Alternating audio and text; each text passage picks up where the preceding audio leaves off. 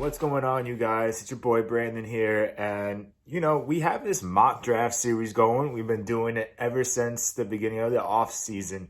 We're getting close, y'all. We're 1 week away from the NFL draft. I'm getting nervous. How he's going to be making our choice at 12. Are we going to be moving up? Are we going to move back more? Who knows? But we got to finish this mock draft series, and to switch it, we're going to switch it up these last couple picks here. Instead of doing those 30-minute long episodes, we got a bunch of content creators that came and supported our mock draft and made quick 1 to 3 minute videos on who they want their team to pick. So let us know in the comments, or even go on Twitter and tag at PhillyTP and let us know if you agree with these picks. It's been a blessing working with all these people. Glad we got all the support for the mock draft, and we're not done yet. We got a couple more picks to go, but check these out. Hope you enjoy.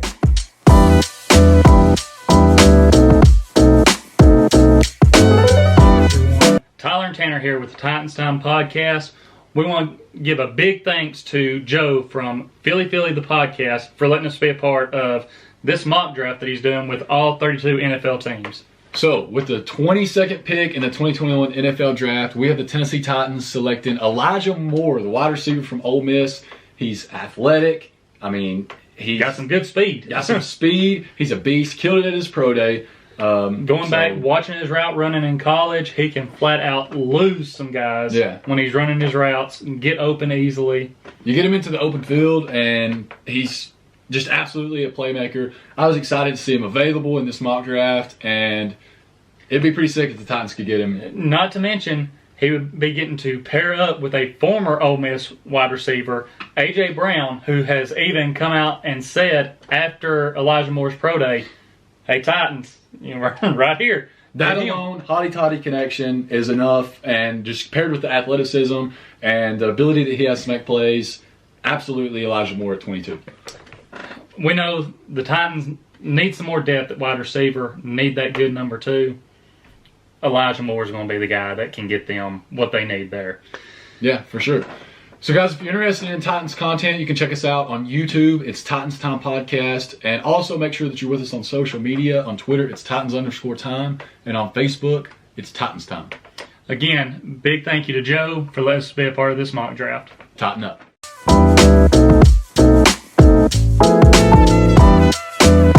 What's up, guys? My name is Ryan from Jets Talk 24/7. I'm here to make the Jets' second first-round pick here at pick number 23. The Jets have already selected quarterback Zach Wilson out of BYU, so now we get down the draft board, and after seeing how things have fallen, we're going to be looking for someone to possibly help out our young signal caller. And last year, the Jets' offensive line was in a world of hurt. We really did not do well in pretty much every facet of the game, aside from watching Mekhi Becton throw guys around like ragdolls.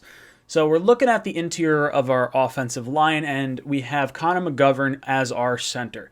He's going to be our center moving forward. We did not go after any free agent centers in free agency, so I think we're going to be addressing one of the 2 guard positions here. We have Alex Lewis and Greg Van Roten on the roster currently, and both were very underwhelming last season. So I think this pick is going to be Elijah Vera Tucker out of USC. He's 6'4", 300 pounds. He played left tackle at USC. He's actually projected to be a starting left guard in the NFL. So I'm all about this. I like this move a lot. I think if you strengthen the interior of your offensive line, especially a guy that's versatile and is actually really well equipped to play in the zone blocking scheme, which is what the Jets are going to be implementing under Robert Saleh this year.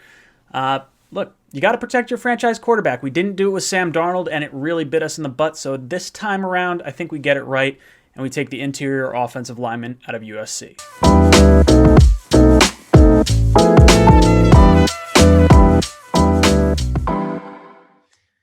Hey, this is Stryker with the SteelerNation.com podcast. Pittsburgh Steelers, the 24th pick. They have a lot of choices here. They can go tackle, they can go center, they can go cornerback. But the way this draft looks like it's going, it looks like Steelers have to go running back because none of them have been taking off the board. James Conner has left. They have one of the worst running games in the league. So you got to choose between either Najee Harris or Travis Etienne. I mean, I don't think you could go wrong with either choice. Specifically, I really don't even know who to pick, but I'm feeling a little tug here on my beard. What is that beard? My beard made the pick for me. My beard is going with Travis Etienne. Evidently, Travis Etienne, he's a much more diverse athlete, kind of like a Le'Veon Bell, with new offensive coordinator Matt Canada using that college style, quick attack, diverse offense. A player like Etienne can really, really open up in this style. And I'd be really happy with that pick. So thank you very much, Beard. Thank you very much for allowing me to make the pick here, Philly. I'm Stryker with the SteelerNation.com podcast. Please go to SteelerNation.com or anywhere podcasts are to be able to watch our unique perspective on the Pittsburgh Steelers and the NFL. And as always, from the SteelerNation.com, go Steelers!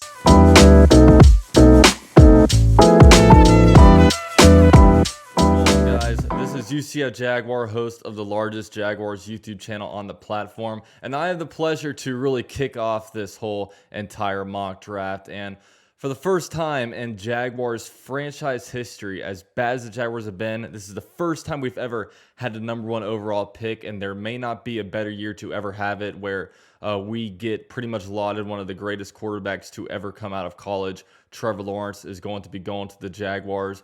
Urban Meyer has said multiple times on different podcasts that this is the direction that he will be heading.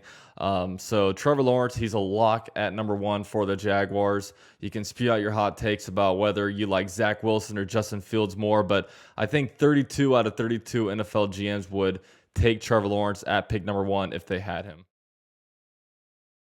I'm back like I forgot something, man. The Jaguars have another pick in the first round, pick number 25 overall. And this one's a little bit interesting. The Jaguars have tons of holes. Obviously, they were the worst team in football in 2020, so they could really use a lot of help in really a lot of different areas. But I think the Jaguars with this pick, Urban Meyer wants speed. There's not a whole lot of speed on the Jaguars roster currently, so I think they go after Florida wide receiver Kadarius Toney with pick number 25.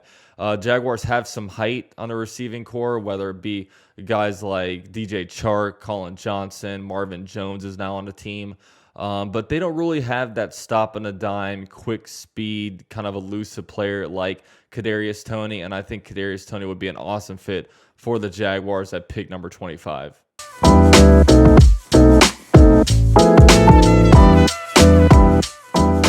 Hey, what's up, everybody? Blake and Josh from the Dogs here, 2 of the 4 hosts of Cleveland Browns podcast out of Dover, Ohio. You can find us on YouTube, Facebook, Twitter, Instagram. You can check us out on Google, Apple, Spotify, pretty much anywhere you look for a podcast, you can find us. Come check us out. We greatly appreciate it. We're super pumped to be able to do this mock draft. Thanks for the Philly podcast for reaching out. We're super pumped to do it. That's right. So I was just going to say, so we had the 26th pick, and we threw it out on Twitter for a fan vote because we thought, this is a podcast for the fans, by the fans, so let's let the fans make their selection. So at 26, we gave everybody the option of who was available still on the board. We want to go edge rusher based on the way the draft was falling and the fact that Jadeveon Clowney, as of this recording, is not part of the Browns. So we let everybody pick between Aziz Ojulari, Jason Owe, and Gregory Rousseau. And the fans picked Aziz Ojulari. So this guy, edge rusher out of Georgia, he flat out knows how to get to the quarterback. He's one of the most advanced pass rushers in the class. First step that puts fear into offensive tackles. Surprising pop in his hands. Arguably the best cornering ability in the class. He has no problem getting low, which is a move we see Myles Garrett do all the time, that dip and rip underneath the tackles. So, we're getting a stud here at 26. We are. Now, he's a little bit smaller. He's only 6'3", 240, so he's a little smaller for an edge rusher. He's going to be more, speed and bend and flex. He's not going to be your power rusher. He's not coming with a lot of force, so probably not a full-time, 3-down kind of edge rusher, but, even if we talked before this, even if we do end up with Clowney, this guy could still be, a very big key on 3rd and 4th down. Yeah, Clowney comes in, he's dominant against the run. He plays those first 2 downs. He brings Aziz in for 3rd and 4th down, and he gets you 12, 13 sacks this year opposite Myles Garrett. I mean, you can't ask for much more production than that we're not picking top 10. We had the 26th pick. That's right. So, thank you for everybody who voted on our Twitter poll, picking Aziz Ojulari, edge rusher out of Georgia. pretty excited to be doing this mock draft. Yeah, thanks to the Philly podcast, and hopefully you guys come check out our podcast, and we'll see you guys when you do.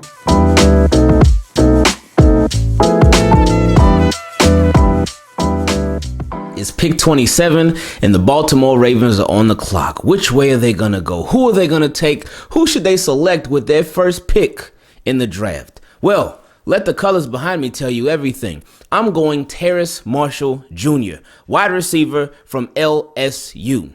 Big body guy, 6'4", go up and get it, catch the 50-50 balls, and he can in fact really be that guy that the Ravens need. Now, I know they, of course, have Hollywood Brown, which is great. They just signed Sammy Watkins a few weeks ago, which is nice. But why not add even more weapons for Lamar Jackson, who you're going to have to pay very, very soon?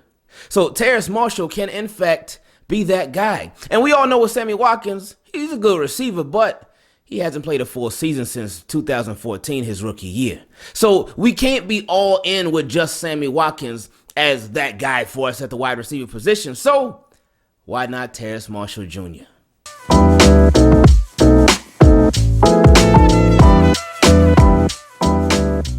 Hey, what's going on, everybody? It is yours truly, TJ Jones, and I am the host of the State of the Saints podcast. And I want to give a special shout out to the Philly podcast for allowing me this opportunity to talk to you all about the New Orleans Saints and who do I feel they need to draft in the first round of the 2021 NFL draft. Well, I'm looking at this list right now based on some of the names that some of the other individuals have listed. So one name was at number 18 that I feel very strongly the Saints need to draft, and that was Xavier Collins. But since he's off the board, and I can't believe this, man, but first off, I just want to say Xavier Collins is my first choice, all right? Point blank, period. I think that Xavier Collins is the best linebacker in the draft. I think he has the heart, the passion. He's a sideline-to-sideline linebacker, and it is exactly what the Saints need in order for them to get where they need to be. I said very strongly here on the State of the Saints podcast that the Saints haven't drafted that sideline-to-sideline linebacker like some of the other teams in the NFC South have, like the Tampa Bay Buccaneers with Levante David and Devin White, Atlanta with Debo Jones, Luke Kuechly and Thomas Davis in Carolina. The Saints never really had that true thumper sideline-to-sideline linebacker, and I thought Xavier Collins would be the guy.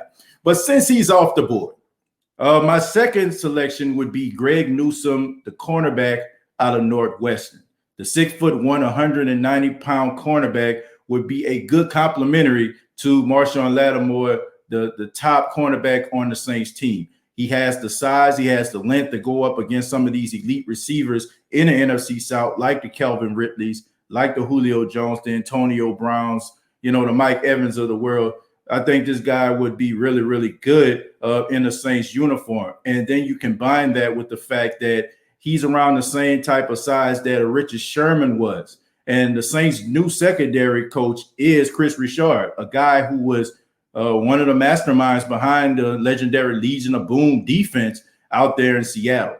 So since Xavier Collins is off the board, I guess I got to go with Greg Newsome II out of Northwestern.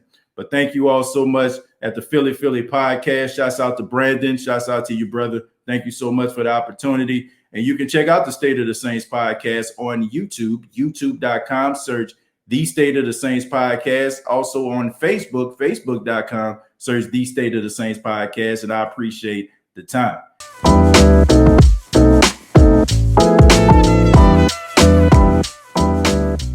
This is Pack Daddy from the Packernet podcast and the Pack Daddy NFL YouTube channel. And with the 29th overall pick, the Green Bay Packers select Tevin Jenkins, offensive tackle, Oklahoma State. I thought really heavily about a couple different guys. You got JOK at linebacker, and with what the Packers are going to be wanting to do with Joe Barry on defense, that would make a lot of sense. But with Tevin Jenkins sitting here, I had to go Tevin Jenkins. I think that might be one of my favorite realistic picks for the Packers is Tevin Jenkins. Just an absolute stud of an offensive tackle. He's got 4 years of experience. He's gotten better every single year of those 4 years. He hasn't given up a single sack in the last 2 years. Real quality pass blocker, but I think even a better run blocker, which, given Matt LaFleur's desire to make that a thing in Green Bay for the first time like ever, That's going to be huge. You know, you got Aaron Jones back. You get A.J. Dillon going. You got Tevin Jenkins on the right side. He's got left tackle experience, so he'll be able to slot in while David Bakhtiari's out. And then we'll kick him back over to right tackle where he'll play hopefully for the next 10 years or so. So Tevin Jenkins to the Packers at 29. Everywhere, this is for you. Fly was flying on the team. Touchdown. Time to get Jalen this ring. You don't really want to start a thing. This a bird gang nation, baby. It's a Philly thing. Hater, and you looking like you type trash. I'm just here calling on Philly the podcast. And we can call a man dog or watch Miles score off the handoff. Rest of the division, your man saw Jackson like Sean, hunting like Randolph. Season here, early time to do 'em in. Your boy Philly Fresco. Thanks for tuning in.